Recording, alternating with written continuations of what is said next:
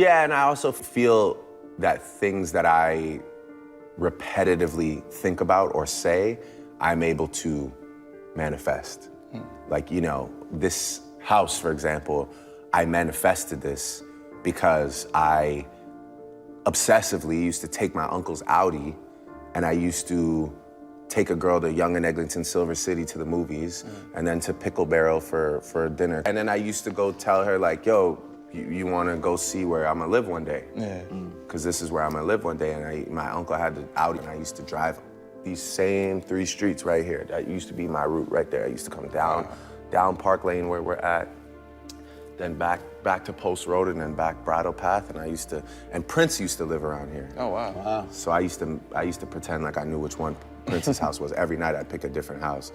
While you're on the journey, you have to disconnect from the end goal, you know? Because if you're just focused on some end goal, then you might get there, but it'll be hard to progress past that because you're so focused on that one destination that it's like, you know, you maybe forget everything in between, and maybe you could have done more in between.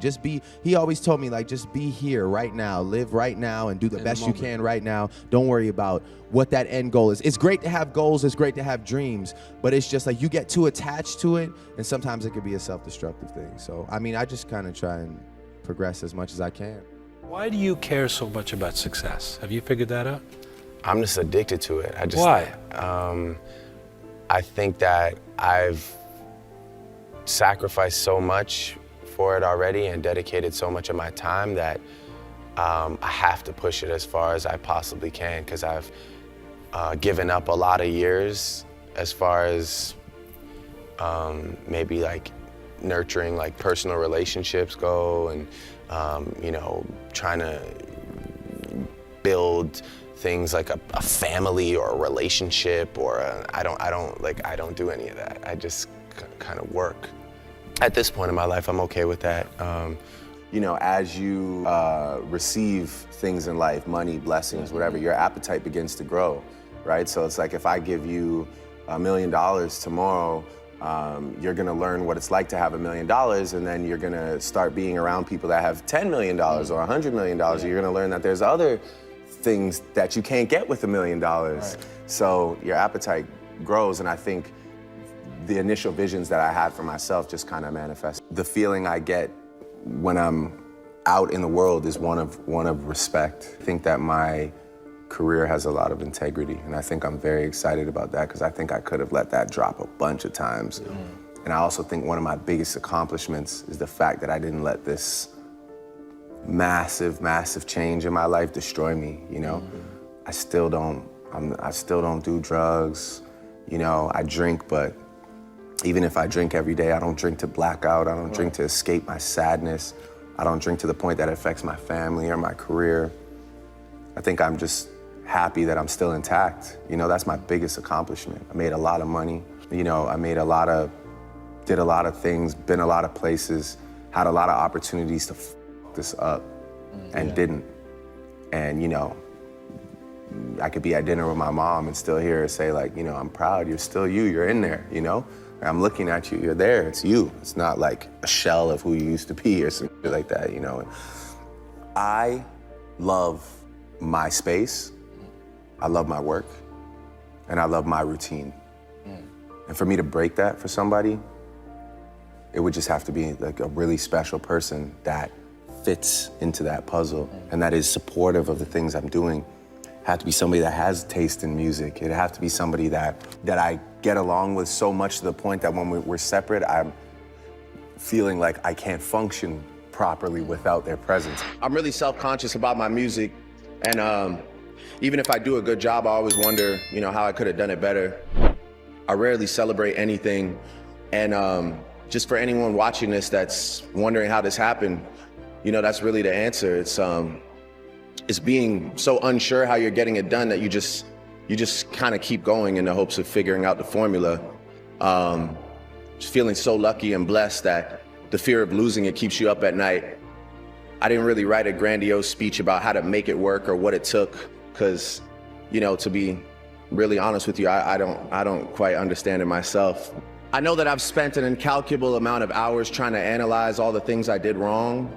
You know, when I made a choice to start singing, it was because of something that my father had told me, which was, you know, there's no rapper out there that sings and raps and does it well, does both things well. And he's like, in order to be successful, you're gonna need something other than just what everyone else is doing. Twitter isn't real, by the way. It's not like there's no gauge on like real life on Twitter. That's a terrible medium to like exist in. And you can enjoy it. You can even indulge in it, but like, just don't live your life by that weird code on that internet program.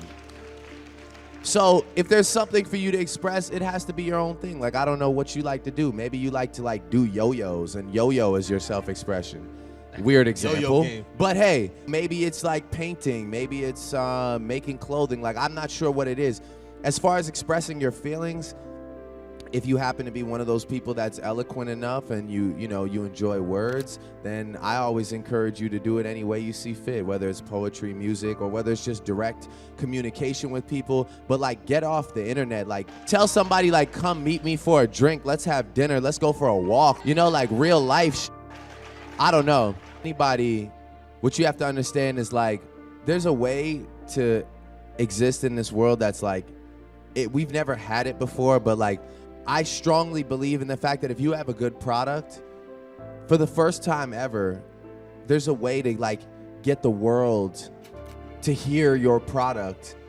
And if it's good, you will see the results from it. You understand what I'm saying? Like, artists will drop a mixtape, and if that mixtape picks up, you know, whether it's like House of Balloons or Party Next Door, like, I remember seeing when House of Balloons dropped, I remember people being like, yo, I'm in the Netherlands right now listening to House of Balloons. It's like, you know, we have such a platform to access the entire world.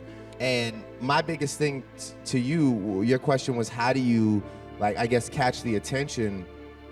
It's just about finding your own moment, you know, and having the music be great, as cliche as that sounds. But it's just like, man, you know, there's not a lot of great music to choose from. So when somebody is great, the world will let you know. Trust me. It doesn't take me. It doesn't take this guy. The world will let you know. All you have to do is put it out there. And there are people who scour the internet every day looking for the next big thing. And I promise you, if that product that you have is potent enough, you will be the next big thing. And I feel like that's it, you know?